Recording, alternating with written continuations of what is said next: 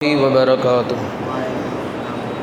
نحمده ونصلی علی رسوله الکریم اما بعد فاعوذ باللہ من الشیطان الرجیم بسم اللہ الرحمن الرحیم ان اللہ وملائکتہ یصلون علی النبی یا ایہا الذین آمنوا صلوا علیہ وسلموا تسلیما اللہم صل علی سیدنا ومولانا محمد معدن الجود والکرم وآلہ الکرام واصحابہ العظام وابنہ الکریم وبارک وسلم سبحانک لا علم لنا الا ما علمتنا انک انت العلیم الحکیم رب اشرح لی صدری ویسر لی امری واحلل عقدۃ من لسانی یفقہوا قولی۔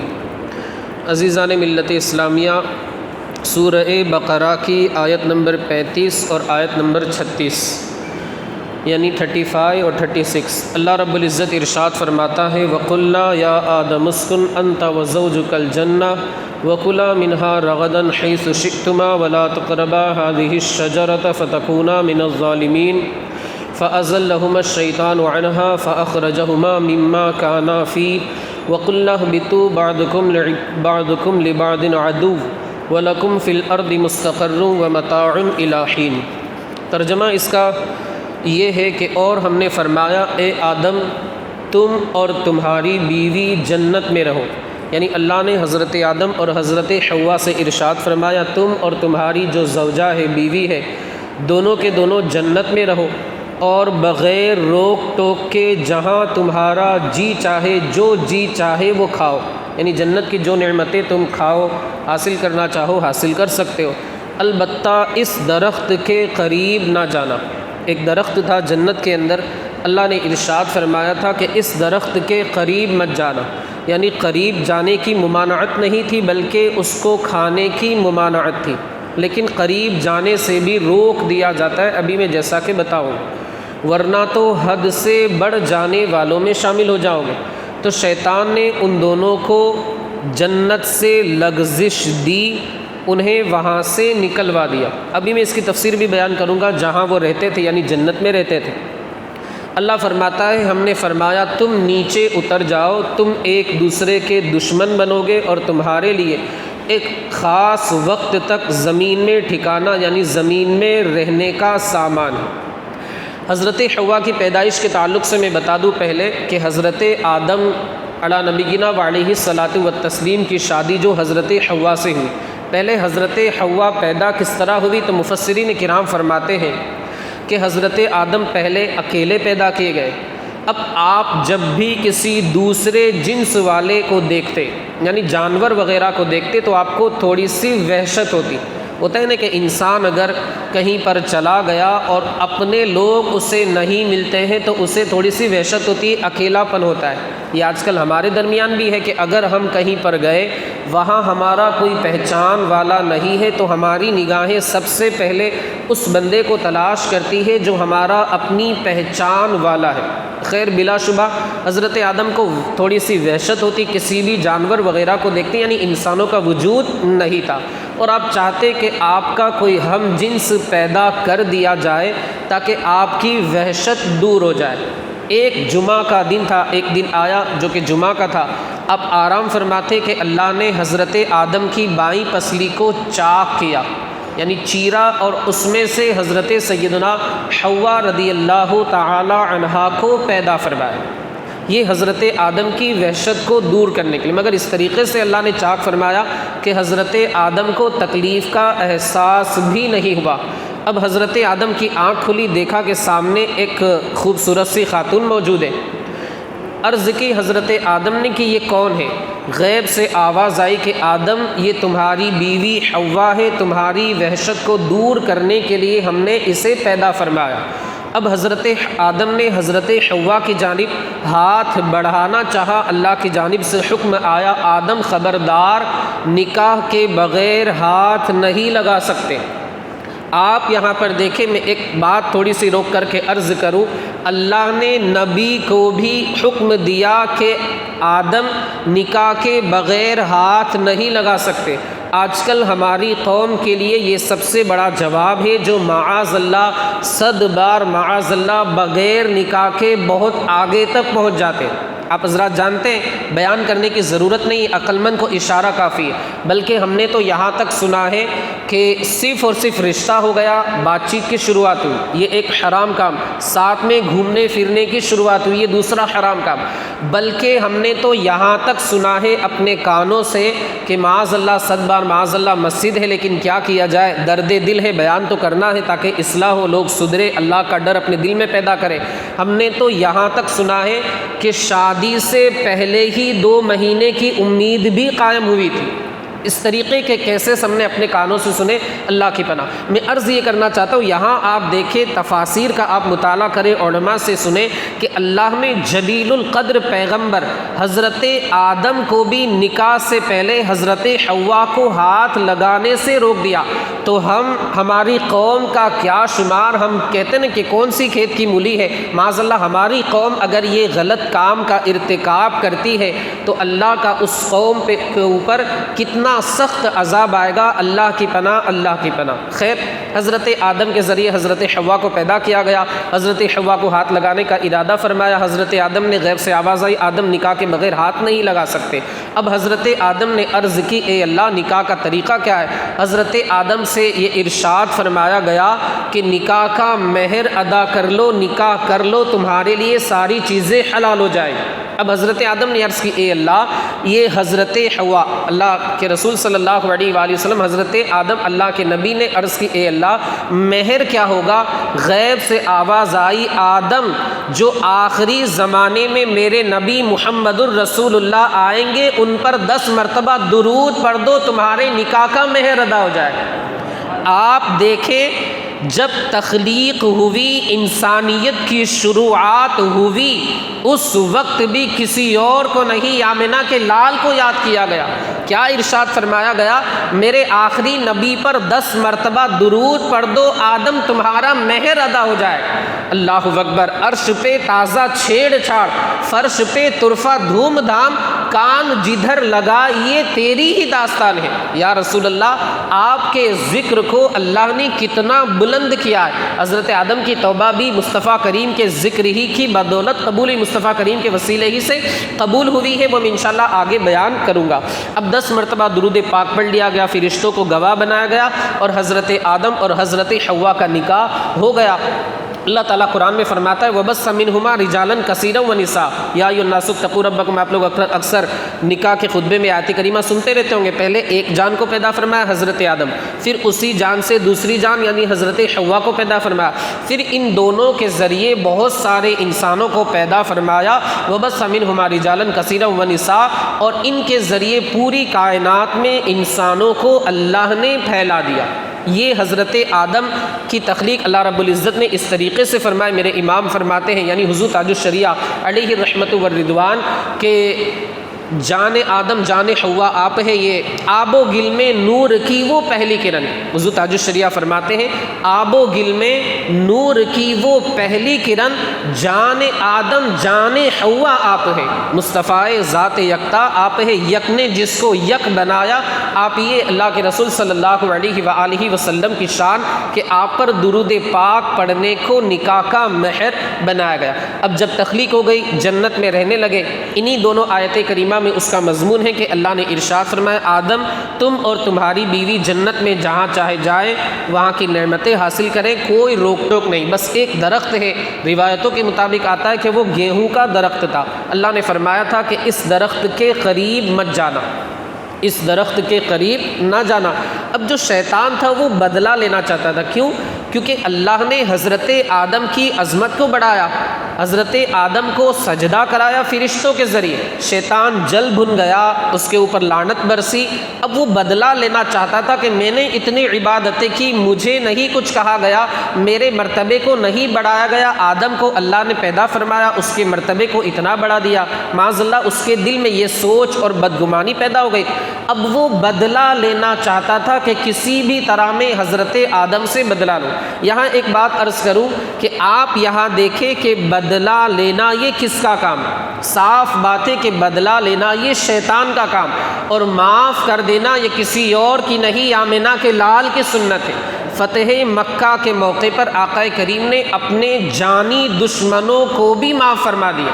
ان میں وہ تھے جنہوں نے کانٹے بچھائے تھے، آپ کو قتل کرنے کی کوشش کی تھی، آپ پر پتھر پھینکے تھے، گالیاں دی تھی اور طرح طرح کی تکلیفیں رسول اللہ کو دی تھی، مگر اس کے باوجود بھی رسول اللہ نے سارے کے سارے لوگوں کو معاف فرما دی۔ وہ نبیوں میں رحمت، لقب پانے والے، مراد غریبوں کی بر لانے والے، مصیبت میں غیروں کے کام آنے والے، وہ اپنے پرائے کا غم کھانے والے، چمک تجھ سے پاتے ہیں سب پانے والے، میرا دل بھی چمکا دے چمکانے والے، برستا نہیں دیکھ کر ابر رحمت، بدوں پر بھی برسا دے برسانے والے۔ یہ ہمارے نبی کی شان میں عرض کر رہا تھا کہ بدلہ لینا یہ شیطان کا کام، معاف کر دینا رسول اللہ کی سنت ہے، تو ہمیں چاہیے کہ ہم معاف کر دیں، بدلہ لینے والا ذہن نہ رکھیں۔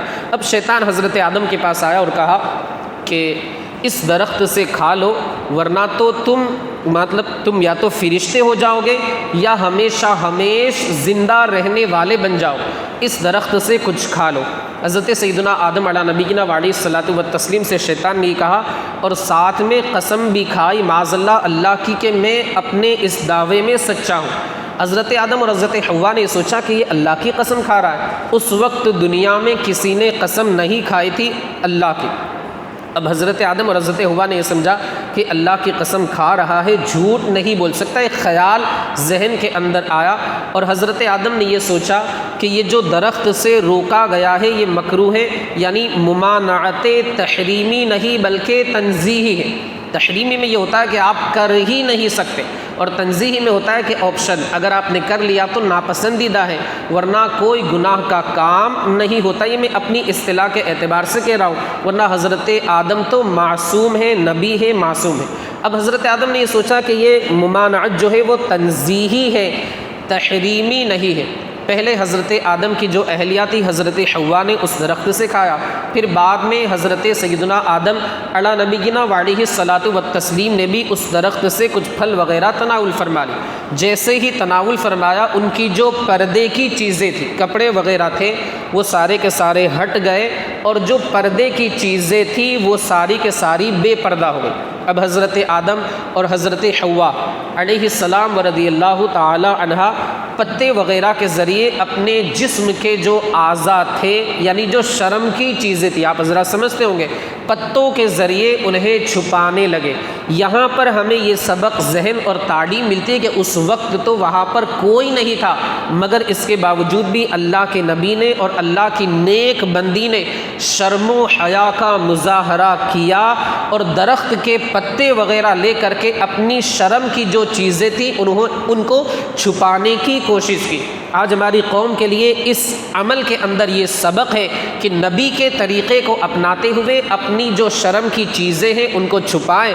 معاذ اللہ صد بار معاذ اللہ حال یہ ہو گیا ہے کہ بالکل بے پردگی عام ہے اور ذرہ برابر بھی اپنی عزت کا، گھر والوں کی عزت کا، قوم کا، معاشرے کا، سماج کا بالکل خیال نہیں ہے۔ تو ہمیں حضرت آدم اور حضرت حوا کی زندگی سے سبق حاصل کرنا چاہیے، تعلیم حاصل کرنی چاہیے۔